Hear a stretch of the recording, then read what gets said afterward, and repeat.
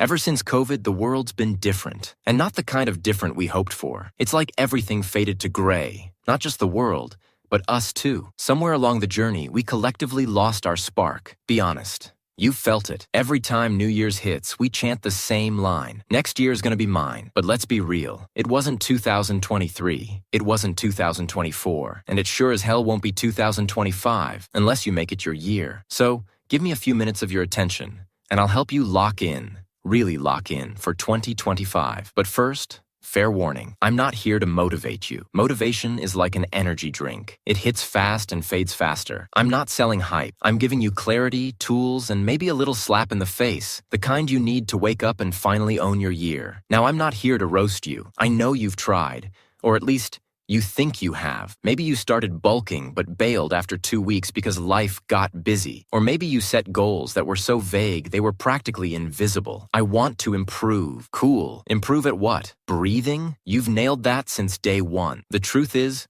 trying isn't enough if you're only half in. You're not failing just because life is unfair. Yeah, it is unfair. You're failing because you're waiting for life to magically revolve around your vibe. Newsflash, it won't. It's you who has to realign with your goals, your habits, your purpose. And realignment starts with the one thing you pretend you don't have: time. You love saying, I just don't have time. Funny though, you had time to scroll TikTok for 3 hours yesterday. Time to rewatch your favorite show for the 4th time. Time to lie in bed and overthink how you have no time. Catch the irony? You have time. You're just not using it right. Let's break it down. 24 hours in a day. Sleep, 8 hours. Work or school, another 8. Toss in 2 hours for eating, showering, general existence. That leaves you with 6 free hours. Now be honest. What are you doing with those? If you can't answer without stuttering, you found your issue. We live in an age where knowledge is at your fingertips, for free. Want to build a business? There are step-by-step guides, templates, and AI tools that hold your hand. Want to get fit? Apps, YouTube channels, online communities?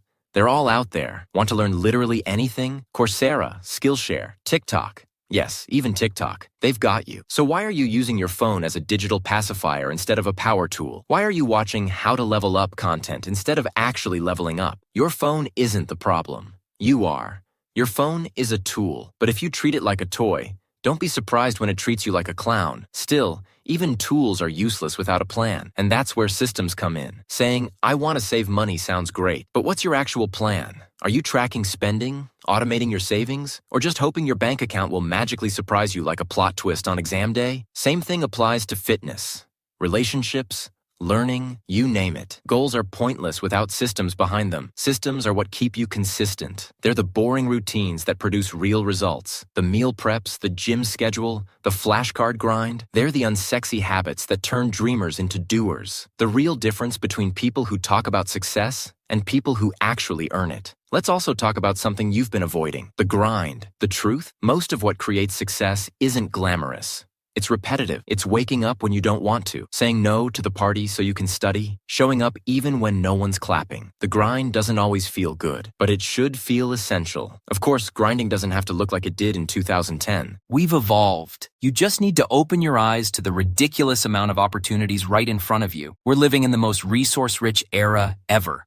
Seriously, ever. There's no valid excuse for being broke or clueless anymore. Want to learn coding, public speaking, dancing, editing, writing, singing, or even flirting? There's a free tutorial for that. You're not stuck because of a lack of options. You're stuck because you're not taking them. And no, watching motivational content isn't the same as doing the work. You're not grinding just because you liked an inspirational reel. Are you applying what you learned, or just nodding along while sitting still? Stop being a passive spectator of your own life. Start being the main character. That said, there's still one more illusion you've been sold: balance. You've been taught that you can juggle everything: work, life, rest, glow up without dropping anything. Cute idea, but not realistic. If you want something badly enough, you'll have to let go of other things.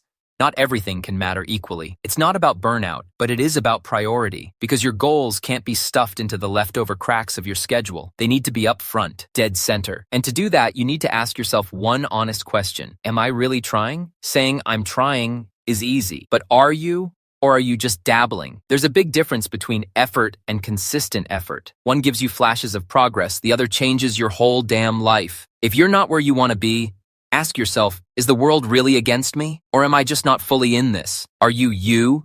because you're lame? Or are you lame because you're not stepping into who you really could be? You can't half commit and expect full results. I'm not perfect, never claimed to be, but I'm the strongest, clearest, most focused version of myself that I've ever been. And that only happened once I stopped waiting for success to knock and started kicking the damn door down. So now it's your turn. If I can do it, why not you? We're not that different, you and I. This is your wake-up call, not some fluffy, you got this moment.